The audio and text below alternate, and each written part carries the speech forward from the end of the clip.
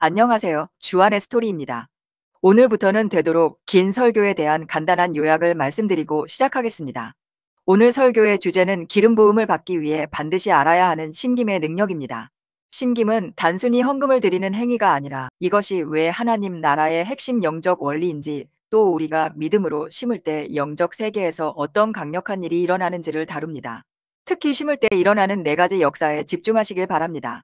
이 네 가지를 기억하며 들으시면 말씀이 훨씬 더 깊이 다가올 것입니다. 먼저, 심는 것은 선택이 아닌 필수 원리임을 강조합니다. 예수님을 영접한다는 것은 단순히 교회만 다니는 것이 아니라 그분의 원리를 따르는 것입니다. 또한 심는 것은 성도가 무장되고 승리하기 위해 반드시 실천해야 할 하나님 왕국의 기초 원리입니다. 다음으로 올바른 심기의 대상, 즉 어디에 심겨야 하는지 그 중요성을 강조합니다. 그리스도인이 가난한 이웃을 돕는 것도 중요하지만 하나님의 집, 즉 교회에 심는 것은 별개의 중요한 원리입니다. 기름 부으심이 흐르고 영혼이 양육되며 하나님의 능력이 나타나는 곳, 좋은 땅에 심겨야 제대로 거둘 수 있습니다.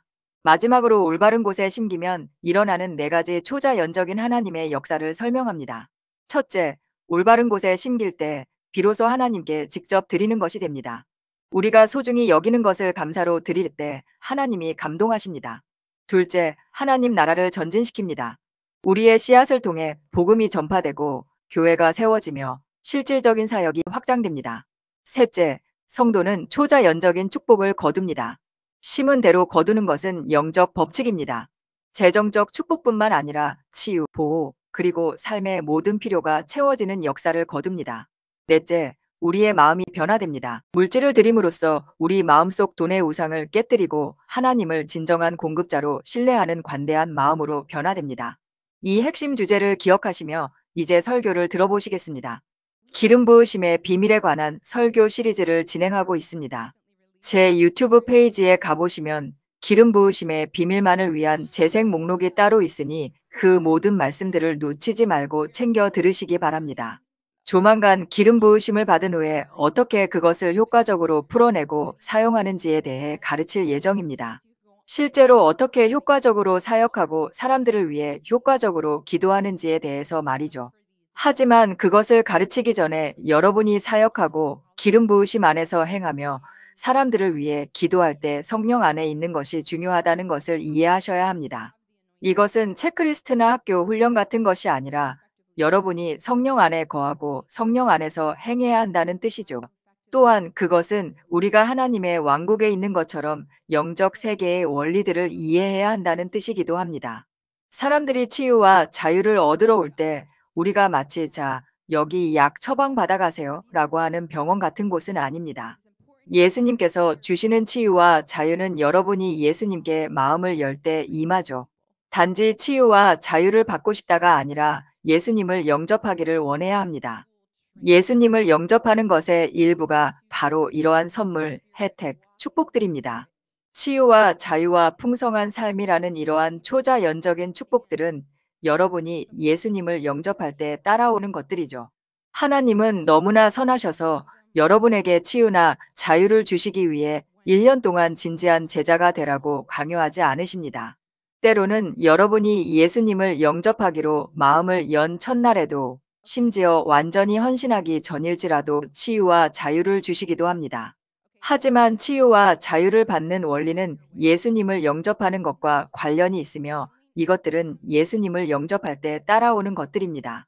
그러니 그냥 병원에 가서 치료받고 약을 타는 것과는 어떻게 다른지 아시겠죠? 또한 예수님을 영접할 때 그분이 명하신 대로 행하고 그분 왕국의 원리들을 따르는 것이 매우 중요하다는 것을 이해해야 합니다. 예수님을 영접한다는 것은 단순히 영접 기도를 하고 교회에 다니며 규칙적으로 기도하고 성경을 읽는 것만을 의미하지 않습니다. 그리스도인이 된다는 것은 그것만이 전부가 아니며 더 많은 것이 있죠. 그것은 그분의 지시와 명령을 따르고 실제로 그분께 순종하는 삶을 사는 것입니다. 그분의 왕국에서 그것이 어떤 모습이냐면 우리가 매일의 삶에서 실천해야 하는 몇 가지 핵심적이고 주요한 기초 원리들입니다. 우리가 나는 하나님의 자녀다라고 말하려면 단순히 우리가 좋아하는 것만 골라내는 것이 아니라 그분이 명하신 이 원리들을 행하고 있다는 뜻이어야 합니다. 하나님의 자녀가 된다는 의미의 핵심 원리 몇 가지는 이렇습니다. 하나님의 능력이 역사하는 진짜 교회에 심겨져서 여러분이 무장되고 영적인 덮개 아래 보호받으며 여러분의 삶에 흐르는 기름 부으심을 받을 수 있어야 합니다. 그것이 주요 원리 중 하나입니다. 교회가 없거나 가끔씩만 교회에 가면서 진정으로 자신을 하나님의 자녀라고 부를 수는 없죠. 이것은 하나님의 자녀가 되는 것의 주요한 의미 중 하나입니다. 하나님께는 이것이 정말 중요한데 그렇지 않으면 여러분은 무장되지 못하고 마귀에게 당하게 되며 존재하지도 않는 개인주의적인 신앙생활을 하게 될 것이기 때문입니다. 우리는 한 몸을 이루어 함께 일하고 군대가 되며 한 팀이 되도록 부름받았습니다. 저는 이 원리에 대해 많이 가르쳤기 때문에 여러분 중 많은 분들이 이것이 핵심 원리 중 하나라는 것을 이해하고 계시리라 믿습니다. 또 다른 핵심 원리는 입을 열어 복음을 전하고 하나님에 대해 증거하며 말하는 삶을 사는 것입니다. 하나님께서 여러분의 삶에 행하신 일을 숨기지 않고 기회가 될 때마다 소셜 미디어를 사용하여 복음을 전하는 것이죠. 또 다른 핵심 원리는 말씀을 살아내는 것입니다. 성령님을 초청하여 규칙적으로 말씀을 읽되 교과서처럼 읽는 것이 아니라 읽으면서 하나님의 음성을 듣고 말씀을 먹고 묵상하며 그 말씀을 살아내는 것입니다. 또 다른 핵심 원리는 하나님의 사역을 섬기는 것입니다. 단지 받는 자가 되는 것이 아니라 하나님의 사역에 기여하는 것이며 여러분의 손으로 하나님의 사역이 전진하도록 돕는 것이죠. 시기마다 여러분이 섬기는 양이나 구체적인 내용은 다를 수 있습니다. 하지만 시작 단계에서는 여러분이 심겨진 사역 단체의 영상이나 게시물을 공유하는 것으로 섬길 수 있습니다. 예를 들어 오중사역 교회 같은 곳에서 여러분의 손을 사용하여 하나님의 왕국을 전진시키는 큰 방법 중 하나가 바로 그것이죠. 그리고 하나님 왕국의 또 다른 핵심 주요 원리, 즉 하나님의 자녀가 된다는 것의 의미 중 하나는 바로 심는 것입니다. 하나님의 왕국에 심는 것이죠.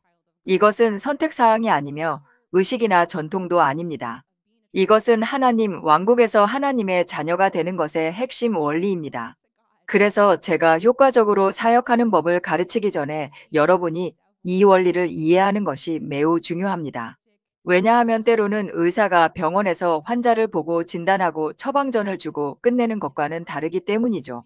때로는 그 사람 자신이 직접 해야만 자유가 풀리는 경우들이 있습니다. 때로는 더 헌신해야 하거나 때로는 말씀 안으로 들어가야 할 필요가 있죠.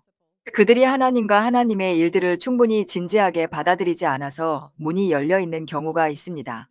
때로는 그 문들을 닫아야만 자유가 풀리게 됩니다. 단지 귀신아 나가라 하는 것처럼 간단하지 않죠.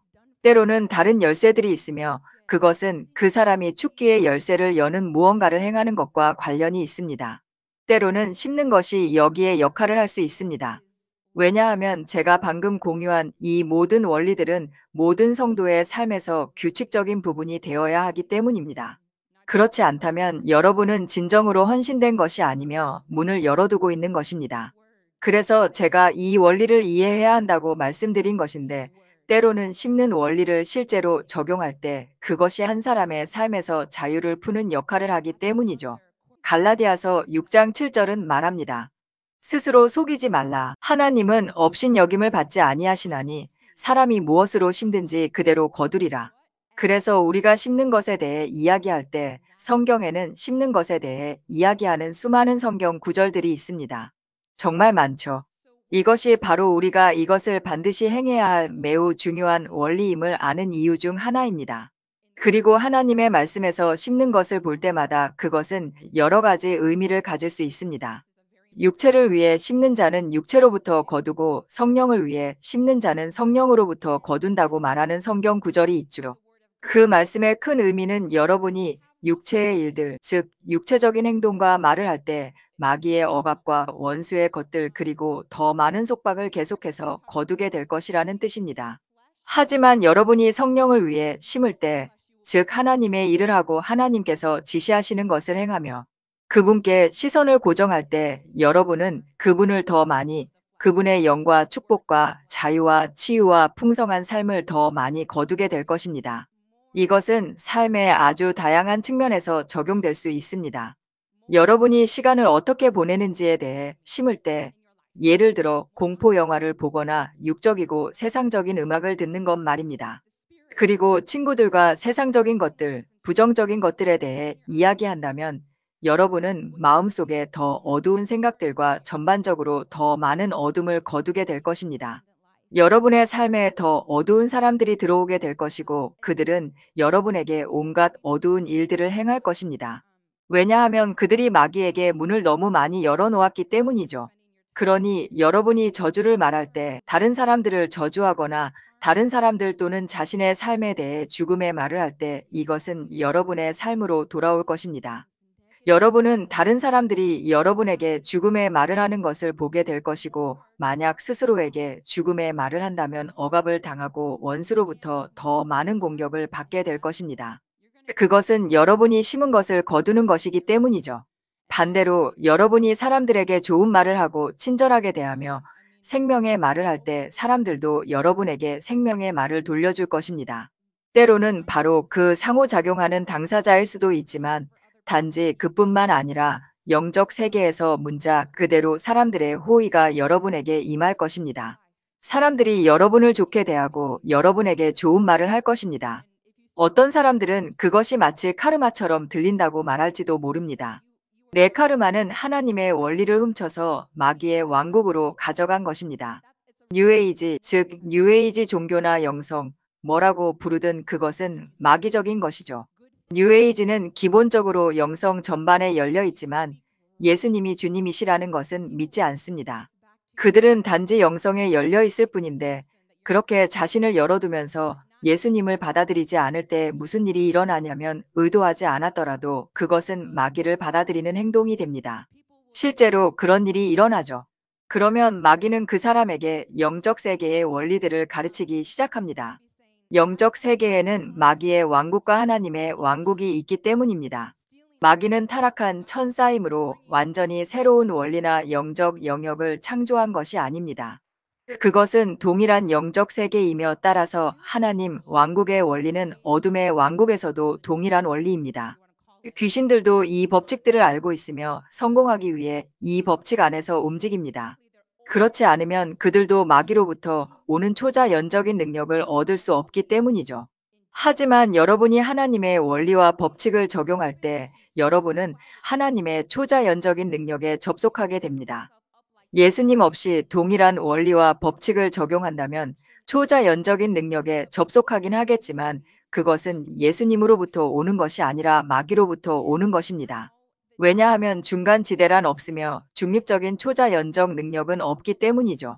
사람들은 무언가 효과가 있다고 보겠지만 그것은 마귀가 여러분을 속이는 것입니다.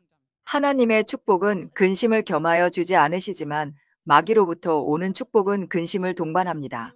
그래서 일시적으로는 잘 되는 것처럼 보일지라도 뉴에이지를 따르는 사람들이나 주술, 심령술을 하는 사람들에게 그것은 결코 지속되지 않습니다.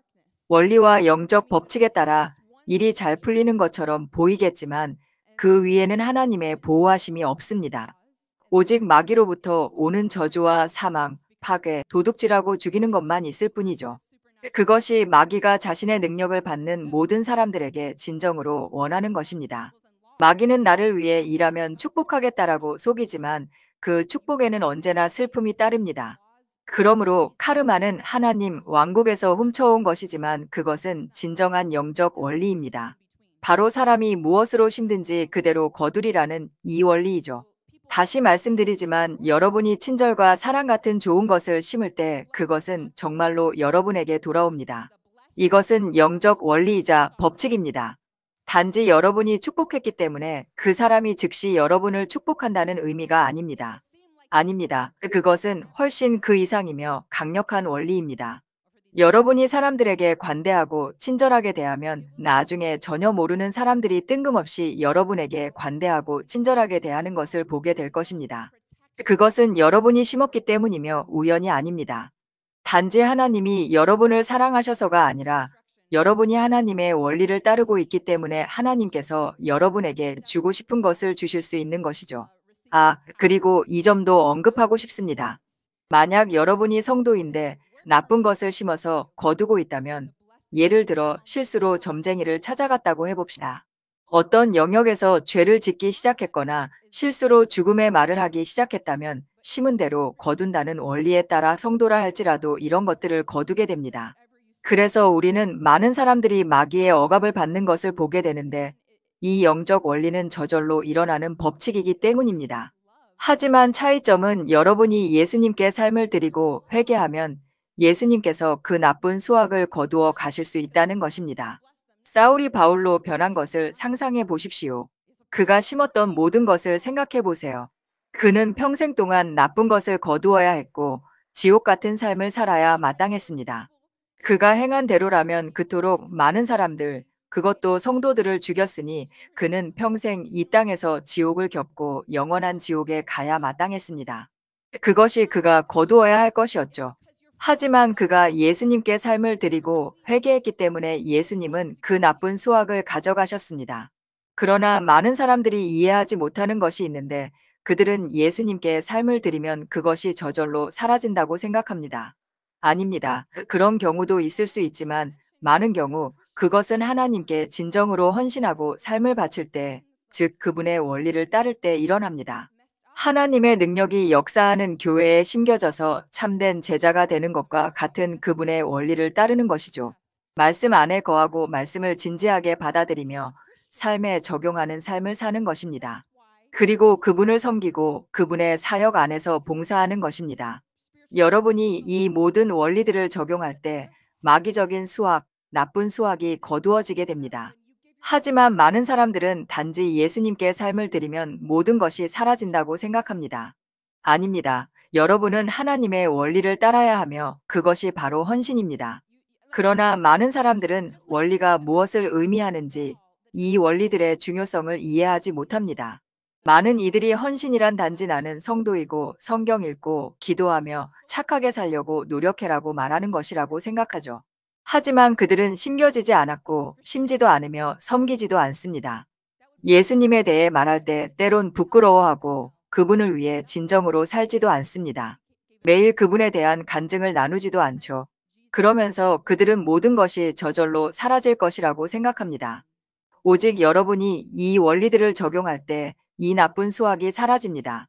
그것이 바로 헌신입니다. 제가 말씀드렸듯이 심는 것에는 여러 종류가 있습니다. 심는 것의 또 다른 부분은 가난한 자들에게 나누어 주고 도움이 필요한 사람들에게 관대하게 대하는 것인데 그것 또한 심는 것의 한 영역입니다.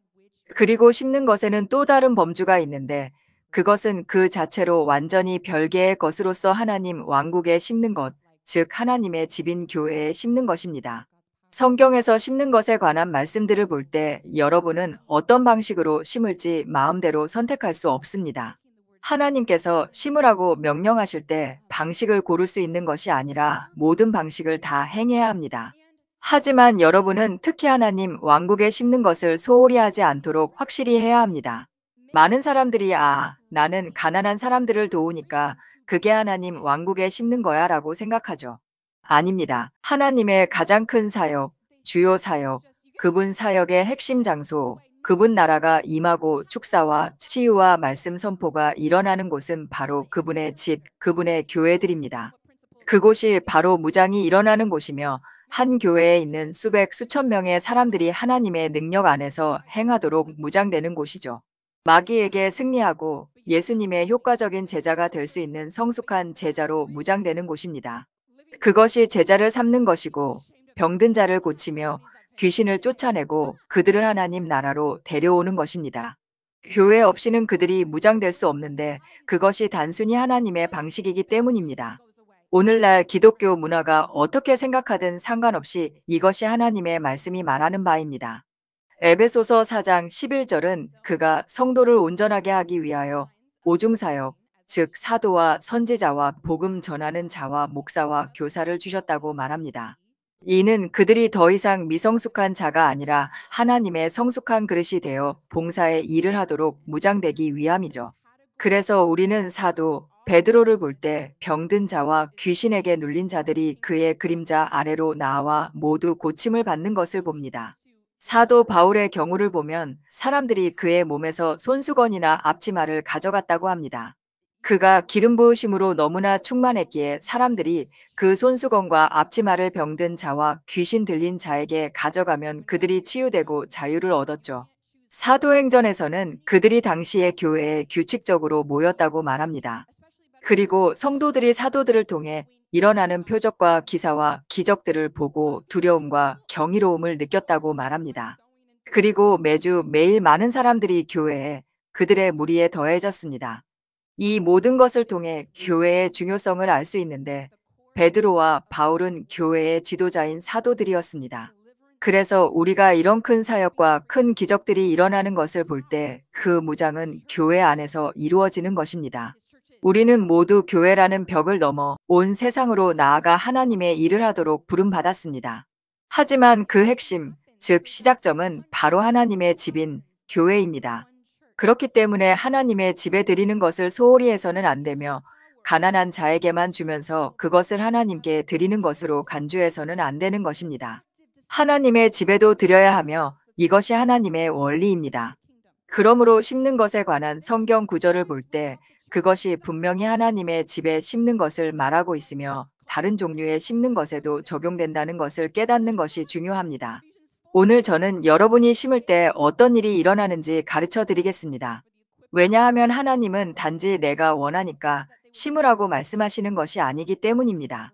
하나님은 그저 원칙을 위한 원칙을 두신 것이 아니라 우리가 그분의 원리를 따를 때 강력한 일들이 일어납니다. 하나님께서 그냥 너희가 해야 할 일들을 주겠다고 하시는 것이 아닙니다. 우리가 이 원리들 뒤에 숨겨진 중요성과 능력을 이해하는 것이 매우 중요하죠. 그렇지 않으면 그것은 종교적인 의식이나 전통이 되어버려서 우리는 그 가치를 모르고 잊어버리거나 하나님이 원하시는 만큼 행하지 않게 될 것입니다. 그 중요성에 대한 계시가 없으면 우리는 어정쩡하게 행하게 됩니다. 내가 이것을 할 때 무슨 일이 일어나는지 교회에 와서 심겨질 때 영적 세계에서 무슨 일이 일어나는지 그 중요성을 아는 것입니다. 내가 하나님의 말씀을 먹고 하루 종일 묵상할 때 무슨 일이 일어나는지 말이죠. 내가 하나님의 집에서 하나님의 사역을 위해 봉사할 때 무슨 일이 일어나는지 거기에는 강력하고 놀라운 일들이 일어나며 여러분에게 풍성한 삶을 풀어놓습니다. 그리고 내가 심을 때 무슨 일이 일어나는지 알아야 합니다. 보시다시피 교회의 많은 부분이 이 원리들에 대한 계시를 가지고 있지 않습니다. 지금은 질의응답 시간은 아니지만 질문에 답해 드리겠습니다. 여러분도 아셔야 할 텐데 자매님이 심는 것에 대해 좋은 질문을 하셨습니다. 한 곳 이상에 심을 수 있냐고요? 네, 가능합니다. 하지만 중요한 것은 제가 아직 하나님의 집에 어떻게 심어야 하는지에 대한 가르침까지는 가지 않았지만 심겨지는 것이 중요합니다. 심겨진다는 원리 중 하나는 여기저기 돌아다니는 것이 아니라 한 곳에 머무는 것을 의미하죠. 놀라운 사역 단체들이 많이 있습니다. 수백만 개의 기름 부음 받은 사역 단체가 있다고는 말하지 않겠지만 꽤 많이 있고 하나 이상이며 그중 다수는 훌륭하고 위대하며 하나님께로부터 온 것입니다. 그렇다 할지라도 하나님은 여전히 우리가 한 곳에 있기를 부르십니다. 그래서 여러분이 이 계시를 갖는 것이 중요한데 그렇지 않으면 여기도 좋고 저기도 좋고 여기도 사랑하고 저기도 사랑해라고 하게 될 것이기 때문입니다. 그렇게 되면 여러분은 주의를 이 모든 다른 곳에 분산시키게 되고 여러분의 씨앗도 이 모든 다른 곳에 뿌리게 되며 이는 진정으로 심겨지는 원리를 소홀히 하는 것입니다. 그래서 좋아 보일 수 있지만 여러분은 중요한 것을 놓치고 있는 것입니다. 우리가 심겨져야 한다는 것은 단지 하나님의 원리입니다.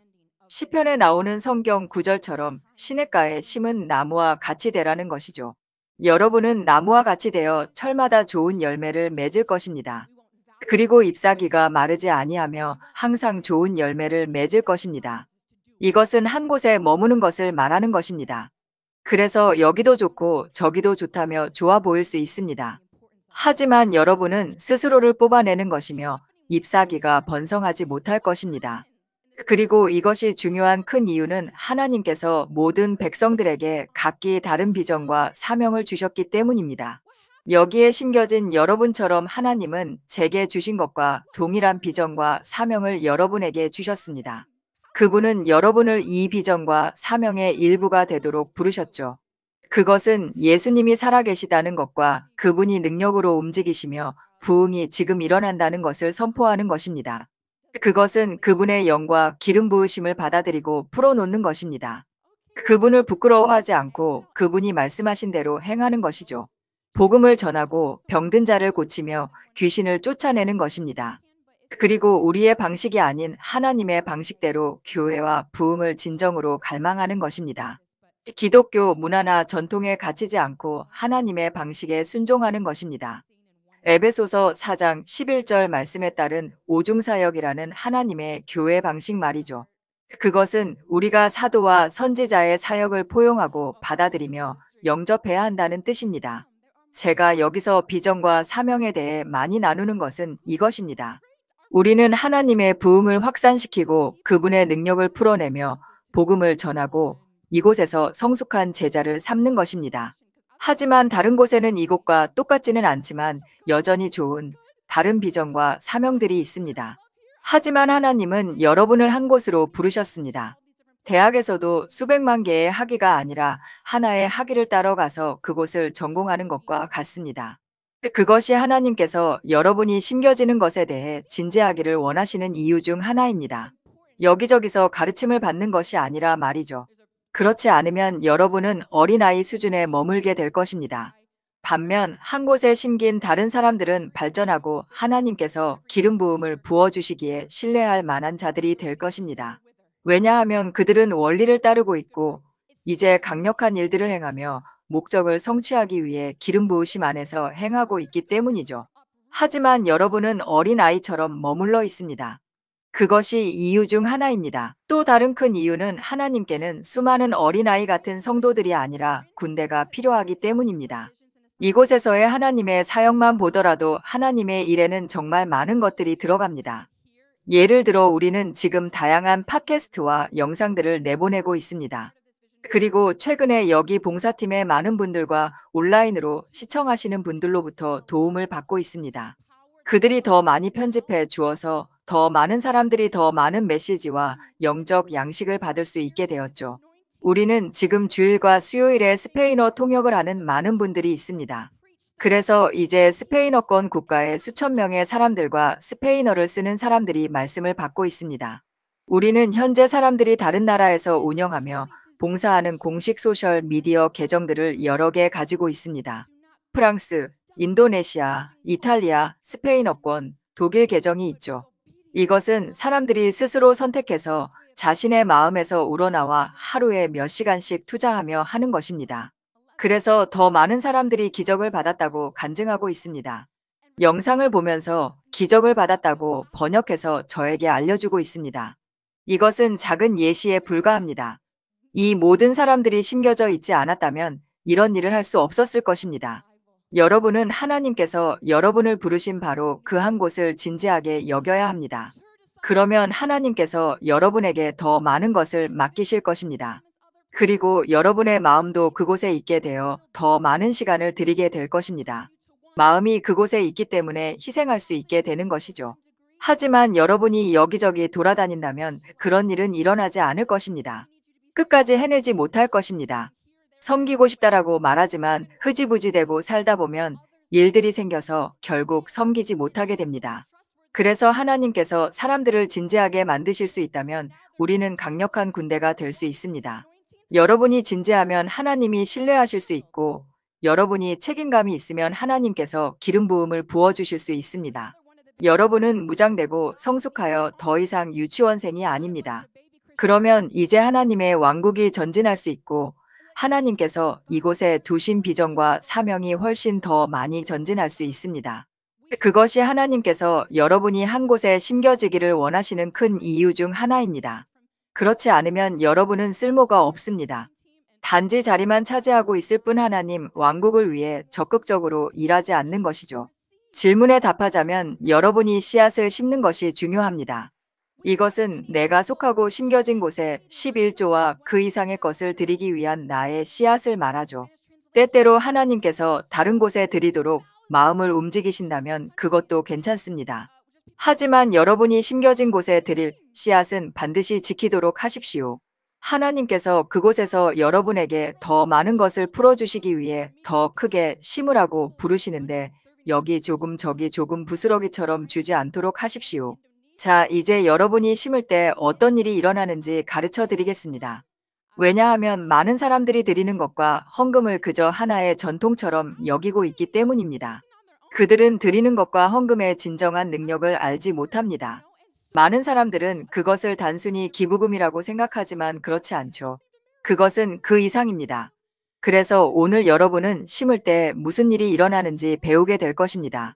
첫째로 여러분이 심을 때 여러분은 매우 가치 있는 것을 하나님께 직접 드리는 것입니다. 만약 예수님이 이곳에 육신으로 계신다면 여러분은 그분께 선물, 즉 물리적인 선물을 드리고 싶지 않겠습니까? 그분을 안아드리는 등 많은 것들이 있겠지만 정말 소중하고 가치 있는 물리적인 선물을 드리고 싶지 않으신가요? 여러분이 헌금을 드릴 때 바로 그 일을 하게 되는 것입니다. 여러분이 하나님의 집에 헌금을 드릴 때 여러분은 하나님께 직접 드리는 것입니다. 왜냐하면 이곳은 하나님의 집이기 때문이죠. 예수님이 이곳의 왕이십니다. 다른 누구도 아닌 그분이 이곳의 왕이시며 지도자이시죠. 영적 세계에서 이것이 어떻게 작용하냐면 여러분이 헌금을 드리고 심을 때 여러분은 하나님께 직접 드리는 것이 됩니다. 그리고 이것은 단지 드릴 수 있어서 기쁘다는 수준이 아니라 하나님의 마음을 축복하는 것입니다.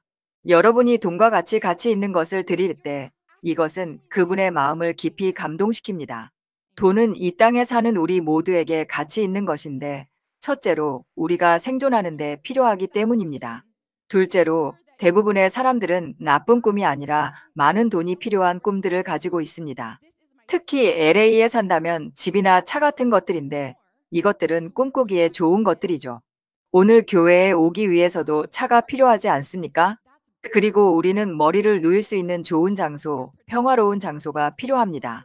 그래야 우리의 영과 혼뿐만 아니라 몸도 돌보아 우리가 될 수 있는 최고의 하나님의 그릇이 될 수 있기 때문이죠. 살기 좋은 곳을 원하는 것은 선한 소망이며 이기적이거나 그런 것이 아닙니다. 우리에게는 이런 선한 소망들이 있고 거기에는 돈이 들기 때문에 돈은 우리에게 모든 사람에게 가치 있는 것입니다. 어떤 이들에게는 돈이 신이고 어떤 이들에게는 아니지만 돈이 신이 아닌 사람들에게도 여전히 가치 있는 것입니다.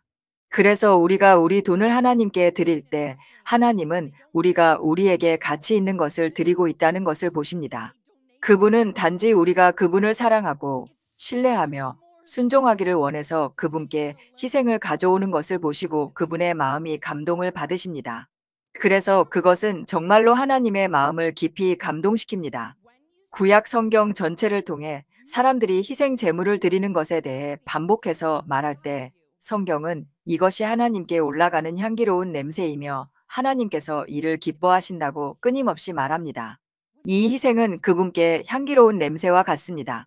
빌립보서 4장 15절에서 바울은 이렇게 말합니다. 빌립보 사람들아 너희도 알거니와 복음의 시초에 내가 마게도냐를 떠날 때에 주고받는 내 일에 참여한 교회가 너희 외에 아무도 없었느니라. 다른 어떤 교회도 이렇게 하지 않았고 데살로니가에 있을 때에도 너희가 한 번뿐 아니라 여러 번 나의 쓸 것을 보내었도다. 내가 선물을 구함이 아니요 오직 너희에게 유익하도록 풍성한 열매를 구함이라. 그리고 다음 구절인 18절로 넘어가겠습니다.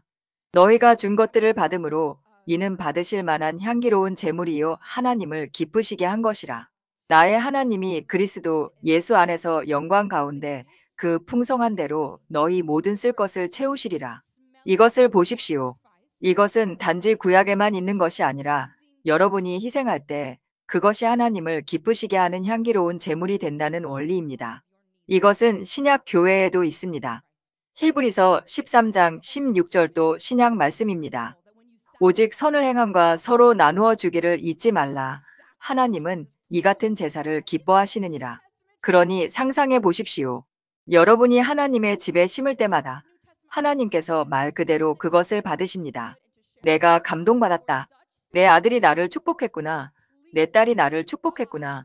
정말 강력하지 않습니까? 사람들은 이것이 하나님과 나누는 소중하고 친밀한 순간이라는 계시를 놓친 채 단지 기부금이라고 생각하며 교회에 들여왔습니다. 여러분이 말 그대로 하나님의 마음을 어루만지는 순간인데 말이죠. 이것은 성경이 말하고 있는 바입니다. 고린도후서 9장 7절은 하나님은 즐겨내는 자를 사랑하시느니라라고 말합니다. 그 의미는 여러분이 즐거운 마음으로 하나님의 집에 드릴 때, 하나님의 집을 통해 하나님께 드릴 때 내가 그렇게 해서 내가 참 좋다. 나는 너를 사랑하고 내가 내 마음을 감동시키는 행동을 해서 참 좋다라고 하시는 것입니다. 여러분이 드릴 때마다 그런 일이 일어납니다. 정말 강력하지 않습니까? 드릴 때마다 여러분을 향한 하나님의 사랑을 받기 위해 마음을 새롭게 해야 합니다. 여러분 중 일부는 하나님이 자신을 사랑하지 않는다고 생각하지만 여러분이 드릴 때 하나님은 여러분을 향해 이렇게 하고 계십니다. 나는 그냥 기부금을 내는 거야. 하나님이 나를 사랑하신다고 말씀하시는 음성을 들을 수 있으면 좋겠어 라고 생각한 적이 있나요? 마음을 새롭게 하십시오. 이것이 말씀이며 말씀이 이렇게 말하고 있습니다. 그러므로 여러분이 드릴 때 이런 일이 일어나고 있는 것입니다. 드릴 때마다 여러분은 하나님께서 여러분을 사랑하시고 자랑스러워 하신다고 말씀하시는 음성을 들을 수 있습니다. 하나님의 음성을 듣는 가장 큰 방법 중 하나는 말씀을 읽고 기억해내며 마음을 새롭게 하는 것입니다. 나는 지금 하나님께서 하라고 하신 일을 하고 있어. 지금 그분은 내가 이것을 하는 것을 보고 계시고 내가 이렇게 할 때 기뻐하시며 그분의 마음이 감동을 받아. 그러니 지금 그분은 내가 너를 사랑한다. 내가 자랑스럽다라고 말씀하고 계셔. 이것이 하나님의 음성을 듣는 가장 큰 방법 중 하나입니다. 마음을 새롭게 하는 것, 그것은 귀로 들리거나 어떤 큰 느낌이 아닙니다. 이것은 그분의 음성을 듣는 가장 큰 방법 중 하나입니다. 할렐루야. 그것이 심을 때 일어나는 첫 번째 일입니다. 여러분은 하나님께 직접 드릴 수 있게 됩니다. 이것은 여러분이 하나님을 기쁘시게 하는 방식으로 그분께 감사와 사랑을 표현하는 큰 방법 중 하나입니다. 두 번째로 여러분이 심을 때 여러분은 말 그대로 하나님의 왕국을 전진시키고 있는 것입니다. 여러분이 하나님의 집에 심을 때 그 씨앗은 낭비되지 않습니다. 여러분이 심은 그 씨앗 때문에 말 그대로 하나님의 왕국이 더 전진하게 됩니다. 이것이 하나님께서 하나님의 왕국을 물리적으로나 영적으로 전진하게 하시는 방법입니다. 큰 방법 중 하나가 바로 씨앗을 통해서죠. 하나님은 그러니까 우선 우리는 사역을 하기 위해 물리적인 것들이 필요하고 자원이 필요합니다.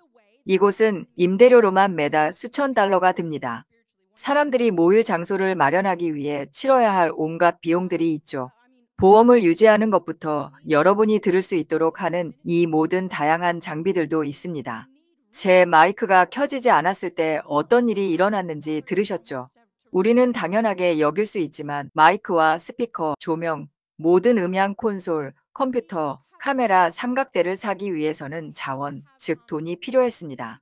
이 모든 것에는 자원이 필요하고 그래서 지금 수백만 명이 온라인으로 말씀을 들으며 예수님을 만나고 있습니다. 할렐루야. 하지만 물리적인 자원이 전혀 없었다면 지금 이 방에 아무도 없었을 것입니다. 그리고 아무도 말씀을 듣지 못했을 것입니다. 왜냐하면 여러분 모두 온라인에서 듣고 이곳에 왔기 때문이죠. 우리는 한때 두세 명 정도의 모임이었습니다. 하나님께서 영상이 바이럴되고 소문이 퍼지게 하는 강력한 일을 행하지 않으셨다면 사람들은 알지 못했을 것입니다.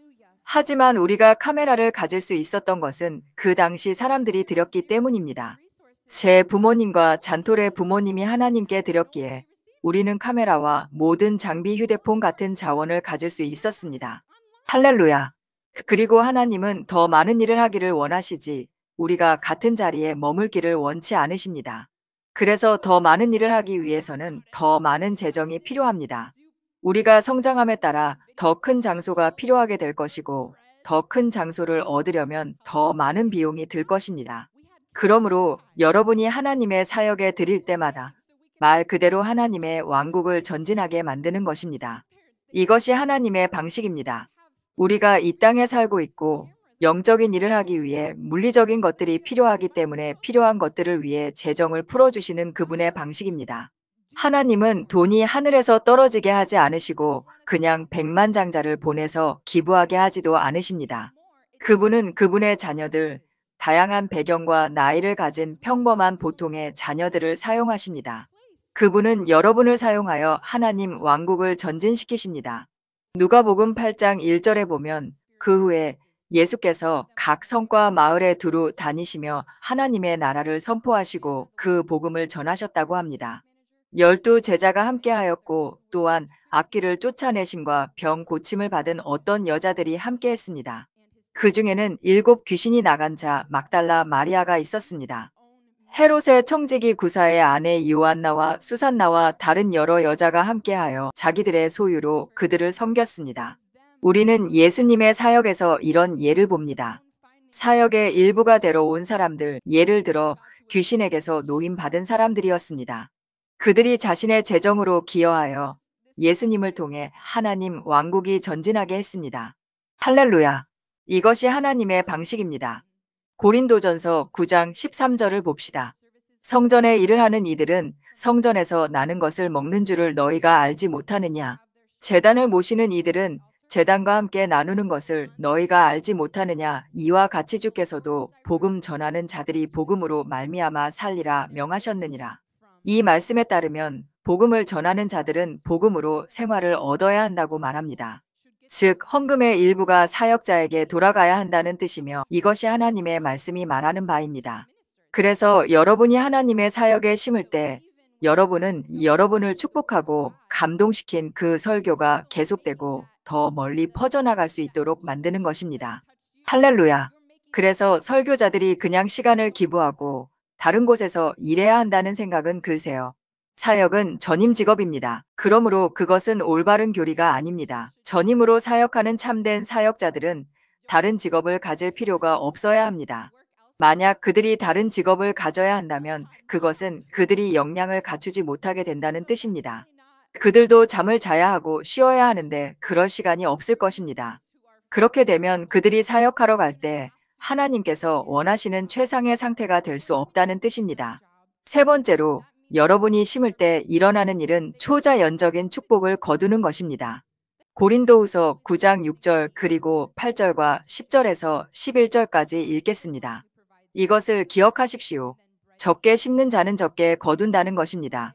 그러나 많이 심는 자는 많이 거둘 것이요 하나님이 능히 모든 은혜를 너희에게 넘치게 하시나니 이는 너희로 모든 일에 항상 모든 것이 넉넉하여 모든 착한 일을 넘치게 하게 하려 하심이라. 심는 자에게 씨와 먹을 양식을 주시는 이가 너희 심을 것을 주사 풍성하게 하시고 너희 의의 열매를 더하게 하시리니 너희가 모든 일에 넉넉하여 너그럽게 연보를 함은 그들이 우리가 준 너희의 선물로 말미암아 하나님께 감사하게 하는 것이라. 할렐루야. 죄송하지만 드릴 때 일어나는 두 번째로 되돌아 가보겠습니다. 고린도후서 9장 13절 말씀을 꼭 언급하고 싶어서입니다. 이 직무로 증거를 삼아 너희가 그리스도의 복음을 진실히 믿고 복종하는 것과 그들과 모든 사람을 섬기는 너희의 후한 연보로 말미암아 하나님께 영광을 돌리고 이것은 강력합니다. 하나님 왕국을 전진시킬 때 무슨 일이 일어나는지 짧게 덧붙이자면 여러분이 드렸기 때문에 사람들이 하나님께 영광을 돌리게 된다는 것입니다. 여러분이 드린 것의 직접적인 결과로 하나님의 왕국이 전진하고 사람들이 하나님께 영광을 돌린다는 것입니다. 다시 세 번째 축복을 거두는 것으로 돌아갑니다. 이것은 강력합니다. 이 심는 원리를 나누는 강력한 성경 말씀입니다. 너무나 많은 성도들이 심고 거두는 이 심는 원리를 이해하지 못해서 풍성한 삶을 누리는 것을 놓치고 있습니다. 여러분이 심을 때 이것이 더 많이 거두는 방법이며 심을 때 여러분이 준 것을 돌려받고 더 많이 받게 된다는 것을 모릅니다. 이것이 성경이 말하는 바입니다. 농부가 씨앗을 조금만 심으면 적은 수확을 거두겠지만 넉넉하게 심는 자는 넉넉한 수확을 얻을 것입니다. 그러면 하나님께서는 계속해서 더 공급해 주실 것입니다. 왜냐하면 하나님께서 보시기에 내가 순종하여 잘 심는 자구나 이제 너에게 더 많은 씨앗을 주겠다라고 하시기 때문이죠. 그래서 여러분은 하나님께서 계속 주실 것을 신뢰하기 때문에 더 드리게 됩니다. 그렇게 더 많이 심으면 더 많이 거두게 됩니다. 여러분은 심은 것으로부터 더 많이 거두고 하나님은 여러분에게 훨씬 더 많은 것을 주십니다. 이것이 심을 때 일어나는 일입니다. 창세기 26장 12절에 이삭이 그 땅에서 농사하여 그의 100배나 얻었고 여호와께서 복을 주셨다고 합니다. 그는 심었고 자신이 심은 것보다 훨씬 더 많이 100배나 거두었습니다. 이런 일이 여러분의 삶에도 일어날 것인데 때로는 시기가 다를 수 있습니다. 때로는 여러분이 심고 나서 한동안은 심은 만큼만 돌려받는 것처럼 보일 수도 있습니다. 하나님은 여러분의 믿음을 세우고 시험하시기 위해 이런 시즌을 통과하게 하실 수 있습니다. 제가 처음 사도로 부르심을 받아 교회를 개척했을 때 전례 없는 재정적 압박의 시즌을 겪었습니다. 제 인생에서 그렇게 쪼들려 본 적이 없었고 정말 최소한으로 살았지만 그 모든 과정 속에서도 저는 계속 심고 또 심고 또 심었습니다. 그렇게 최소한으로 살면서 100배의 결실은 보지 못하고 심은 만큼만 겨우 돌려받는 것 같은 시간이 4년 반 동안 이어졌습니다. 하지만 그것은 영적 세계에서 쌓이고 있었고 마침내 때가 이르러 지금은 제가 심은 것보다 훨씬 더 많은 것을 거두고 있으며 삶의 모든 영역에서 계속 거두고 있습니다. 그러므로 이것은 여러분의 삶에도 적용되는 절대적인 하나님의 원리입니다.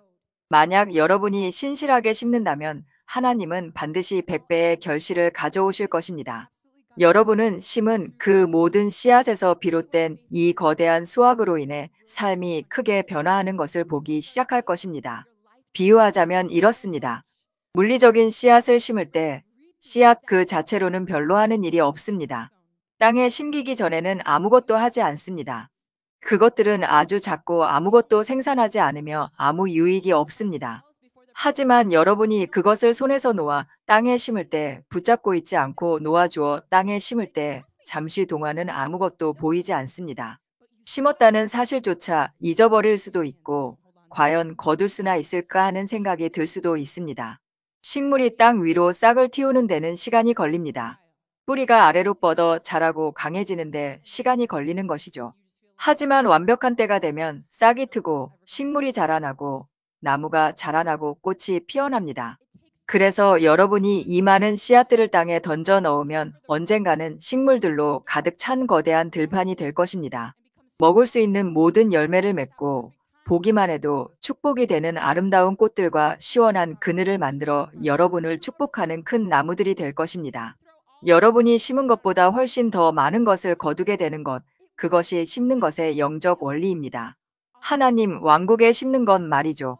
가진 것이 적을 수 있지만 여러분이 심을 때 그것은 여러분의 삶에 초자연적인 축복을 만들어냅니다. 그래서 여러분이 심을 때 일어나는 이 세 번째 일은 축복을 거두는 것인데 다양한 종류의 축복, 특히 재정적인 축복을 거두게 됩니다. 여러분이 하나님의 집에 심을 때마다 거기에는 어떤 방식으로든 재정적인 축복의 수확이 연결되어 있습니다. 만약 여러분이 재정적으로 고통받고 있다면 심는 것이야말로 가난과 빚과 결핍에서 벗어나는 영적 원리입니다. 말씀에 있듯이 아주 적게 심으면 그 자리에 머물게 될 것입니다. 잠언 11장 24절 흩어 구제하여도 더욱 부하게 되는 일이 있나니 과도히 아껴도 가난하게 될 뿐이니라. 구제를 좋아하는 자는 풍족하여질 것이요 남을 윤택하게 하는 자는 자기도 윤택하여지리라. 누가복음 6장 38절 패션 번역본입니다. 관대하게 주십시오. 그러면 관대한 선물들이 당신에게 돌아올 것입니다. 흔들어 눌러 더 많은 공간을 만들어 넘치도록 풍성한 선물들이 당신 위에 쏟아져 내린 것입니다. 당신의 관대함의 척도가 당신에게 돌아올 보상의 척도가 됩니다. 그러므로 이 모든 성경 구절들은 당신의 재정적인 삶에 적용되며 이것이 당신에게 초자연적인 재정의 축복의 문을 여는 것입니다. 그리고 당신이 풍요로움을 누리는 것이 하나님의 뜻입니다. 이것은 사람마다 다르게 보일 것입니다. 어떤 사람들은 하나님의 영광을 위해 백만장자가 되어 하나님 나라에 투자하도록 부름받았습니다. 하나님께서 그분의 나라를 위해 주신 이 재정적 자원으로 큰 일을 행하시도록 모든 씨앗을 사용하게끔 부름받았습니다.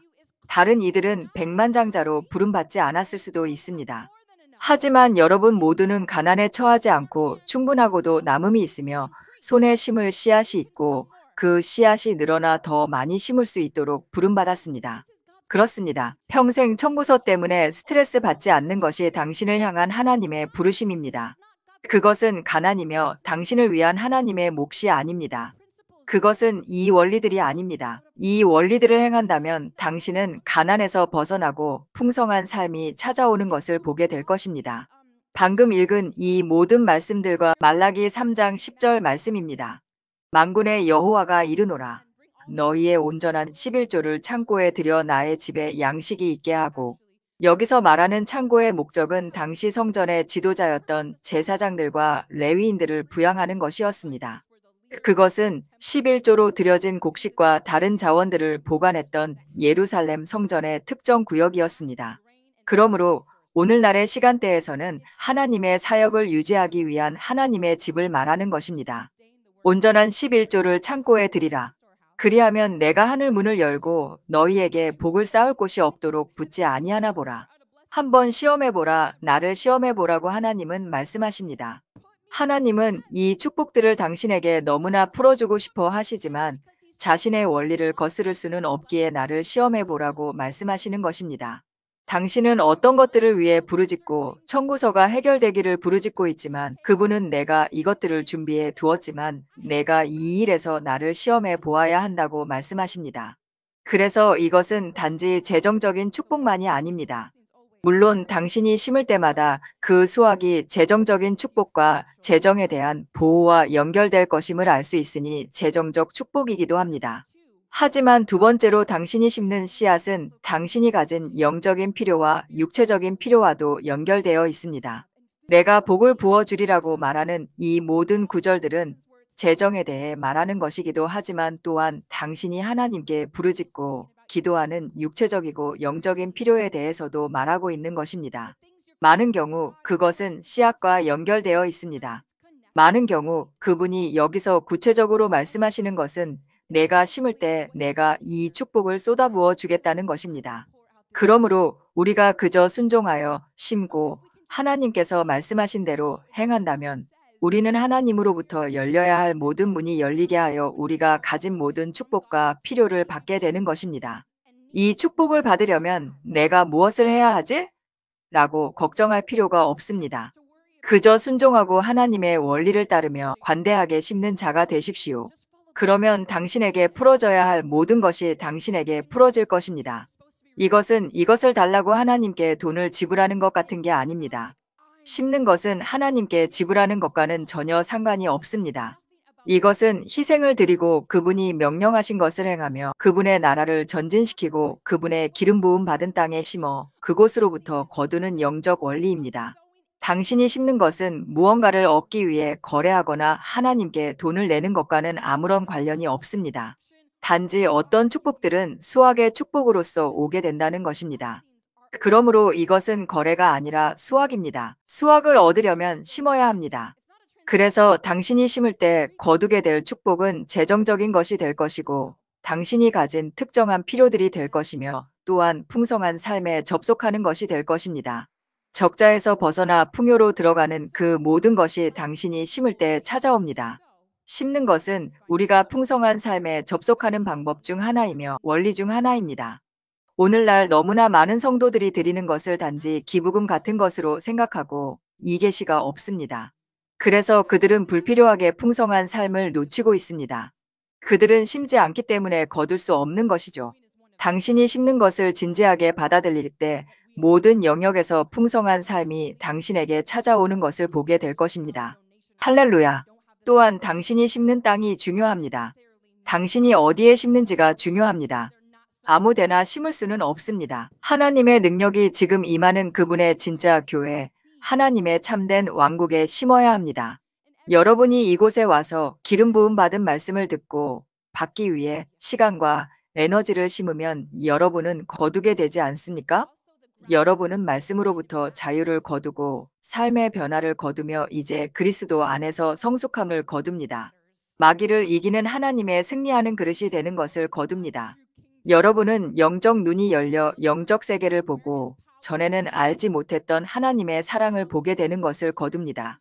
이곳에 풀어지는 기름 부으심을 통해 축사와 치유를 받고 임파테이션을 받는 것을 거둡니다. 여러분 자신이 하나님의 능력 안에서 행할 수 있게 되는 것을 거둡니다. 왜냐하면 여러분이 이곳에 시간과 관심을 심었기 때문이죠. 그러니 그런 측면에서 어디에 심느냐가 중요한 것입니다. 하나님의 능력이 없는 곳에서는 그런 것들을 거둘 수 없기 때문입니다. 메시지를 계속 듣지만 변하지 않고 그대로이지 않습니까? 기도를 계속 받지만 아무것도 변하지 않습니다. 왜냐하면 그곳에는 기름 부으심이 없기 때문이죠. 여러분이 하나님의 집에 가져오는 씨앗에 대해서도 동일한 원리가 적용됩니다.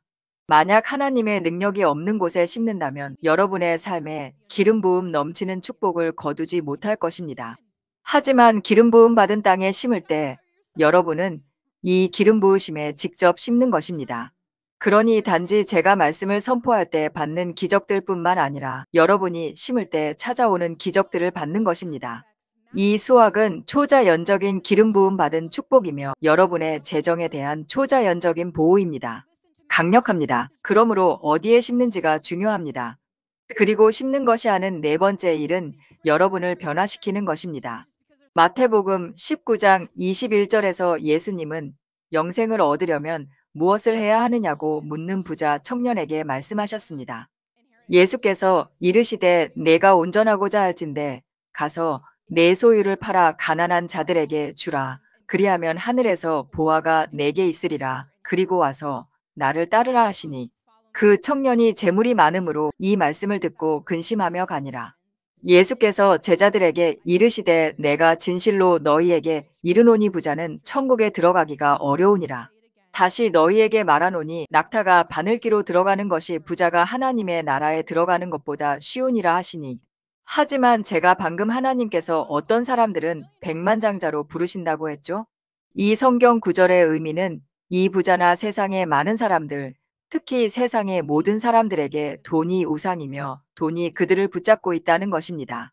그들은 돈을 숭배합니다. 손을 들고 돈을 찬양하는 식의 숭배가 아니라 그들의 삶으로 돈을 숭배하는 것이죠. 그들은 돈을 더 버는 것에 중독되어 있습니다.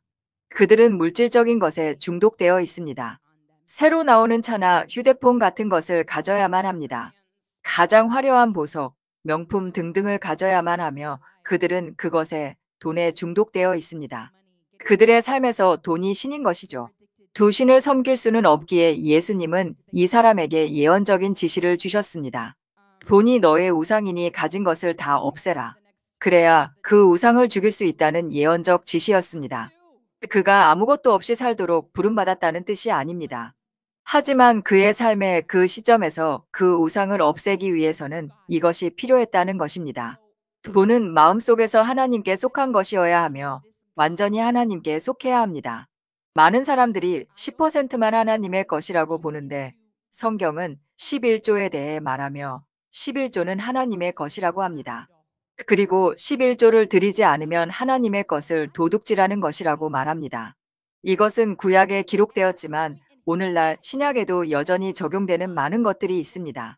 제가 아는 것은 하나님께서 우리를 관대함으로 부르신다는 것입니다. 만약 우리가 10%나 11%를 드리는 것이 관대한 것이라고 생각한다면 문제가 있습니다. 꼭 10%를 드려야 한다는 것이 아닙니다. 하나님은 우리가 기쁘게 드리기를 원하십니다. 더 이상 율법은 아니지만 관대해지라는 것은 진지한 지침입니다. 그래서 저는 하나님께서 우리가 10%보다 훨씬 더 많이 드리기를 원하신다고 말하고 싶습니다. 그러므로 우리는 여전히 11조 드리는 것을 실천해야 합니다. 그리고 이렇게 생각하십시오. 이것은 하나님의 것이다. 나는 하나님을 경외함으로 11조에 손대거나 떼어먹고 싶지 않다. 적어도 11조는 확실히 드려야겠다. 비록 율법은 아닐지라도 하나님의 것을 도둑질하고 싶지는 않다. 율법 시대에는 이것들을 행하지 않으면 저주를 받고 죄가 삶에 들러붙는 것과 같았습니다. 지금은 하나님의 명령에 불순종한다고 해서 그 정도는 아닙니다. 하지만 그것은 원수에게 문을 열어주는 것이며 우리가 풍성한 삶을 살고 접속하는 것을 막으며 하나님을 기쁘시게 하지 못하게 합니다. 그러니 우리가 꼭 해야 하는 것은 아니지만 왜 안 하겠습니까? 안 할 이유가 무엇입니까? 그러므로 우리는 10%가 절대적으로 하나님의 것이라고 봐야 하지만 사실은 모든 것이 하나님의 것이라고 봐야 합니다. 그리고 우리는 이런 마음을 가져야 합니다. 주님, 이 모든 것이 당신의 것입니다. 제가 이래서 벌었지만 제게 직업을 주신 분도 당신이고 제 폐의 호흡을 제게 뇌와 일할 수 있는 손의 능력을 주신 분도 당신이십니다. 그러니 내가 힘들게 일해서 번 내 것이니 내가 가질 자격이 있어 나를 위해 써야지라고 해서는 안 됩니다. 때로는 하나님도 여러분이 자신을 위해 쓰기를 원하시지만 그것을 그분께 맡기십시오. 이것은 주님의 것입니다. 무엇을 하길 원하십니까? 라고 하십시오.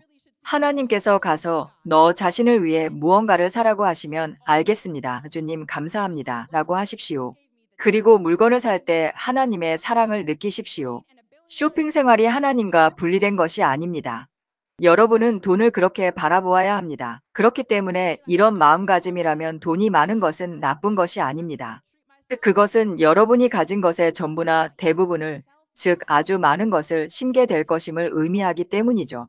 만약 100만 달러가 있다면 어느 시점에는 그것을 다 심게 될 것이라는 뜻입니다.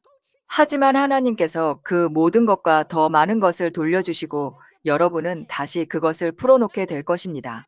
그것이 작동하는 방식입니다. 하지만 돈이 우상이라면 여러분은 이렇게 심지 못할 것입니다. 그것은 하나님의 것이 아니라 여러분의 것이 될 것이고 여러분은 하나님이 원하시는 대로 사용하지 않을 것입니다. 그리고 돈이 여러분의 신이 될 것이고 하나님은 여러분의 하나님이 되지 못할 것입니다. 오늘날 이런 수준에 도달하는 사람은 드물지만 가능하며 이것이 하나님께서 여러분에게 원하시는 것입니다. 많은 사람들에게 돈은 우상입니다. 그것이 더 이상 우상이 되지 않게 하는 방법은 바로 이것을 행하는 것, 즉 드리고 심는 것입니다. 이것이 예수님이 부자 청년에게 주신 지시입니다. 이것은 그분이 우리 모두에게 항상 하라고 지시하시는 것입니다. 단지 모양이 다를 뿐입니다.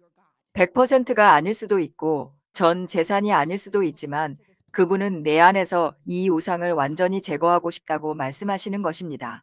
그러니 그것을 풀어놓아 나에게 다오. 이것이 내가 내 마음에서 돈이라는 우상을 제거하는 방법이다. 이것이 내가 가진 모든 것이 네가 아닌 하나님께 속했다는 것을 보는 자리로 내 마음을 변화시키는 방법이다. 바로 드리는 것이 그 길입니다. 마태복음 6장 21절 내 보물 있는 그곳에는 내 마음도 있느니라. 여러분의 마음은 항상 여러분이 보물로 여기는 가치를 좇을 것입니다. 여러분이 돈을 너무나 가치 있게 여긴다면 마음은 돈을 좇을 것입니다. 하지만 하나님은 여러분이 영적으로 마음을 다해 하나님 나라를 좇는 자리로 나아가기를 원하십니다. 그것은 여러분이 보물을 그곳에 둔다는 뜻이며 돈이라는 우상을 하나님 나라에 둔다는 뜻입니다. 그렇게 할 때 여러분의 마음이 변화되어 행동과 희생과 심는 순종을 통해 보여준 여러분이 진정으로 보물로 여기는 것을 마음이 참되게 좇게 됩니다. 이제 여러분은 하나님과 그분의 나라를 진정으로 소중히 여기고 가치 있게 여기는 것입니다. 그러니 드릴 때 흥분해야 합니다. 이것은 말 그대로 하나님께서 여러분의 마음을 관대하게 변화시키시는 방법 중 하나이기 때문입니다. 드릴 때마다 흥분됩니다. 내가 지금 드리고 있고 하나님께서 말 그대로 내 마음을 그분과 같이 더 관대하게 변화시키고 계셔. 정말 신나는 일이야. 나는 하나님의 돈을 잘못 쓰는 것에 대해 걱정할 필요가 없어. 왜냐하면 나는 이렇게 순종하고 있고 하나님께서 이것을 통해 내 마음을 변화시키고 계시기 때문이야. 할렐루야 하나님을 찬양합니다. 여러분이 하나님 나라에 심을 때마다 이 모든 강력한 일들이 일어납니다. 여러분은 하나님께 직접 드리는 것이고 하나님 나라를 전진시키는 것이며 온갖 종류의 축복, 하나님께로부터 오는 초자연적인 축복을 거두는 것입니다. 그리고 여러분은 하나님의 형상으로 더욱 변화되어 그분과 같은 마음, 헌신된 마음을 갖게 됩니다. 하나님께서 신뢰하실 수 있는 마음, 더 많은 것을 맡기셔서 하나님 나라를 위해 더 큰 일을 하게 하실 수 있는 마음입니다. 여기에 기쁘게 드리는 분들이 계십니까? 할렐루야. 긴 시간 말씀 듣느라 수고 많으셨습니다. 가장 중요한 것은 진정 하나님의 능력이 나타나는 올바른 교회에 심겨야 한다는 것입니다. 그리고 오늘 배운 심는 것의 능력 딱 4가지를 정리하고 마치겠습니다. 우리가 믿음으로 심을 때 첫째, 하나님을 감동시킵니다. 둘째, 하나님 나라를 확장시킵니다. 셋째, 초자연적인 축복을 거둡니다. 넷째, 우리 마음이 하나님 닮은 관대함으로 변화됩니다. 이 영적 원리를 통해 여러분의 삶에 풍성한 간증이 넘쳐나기를 축복합니다.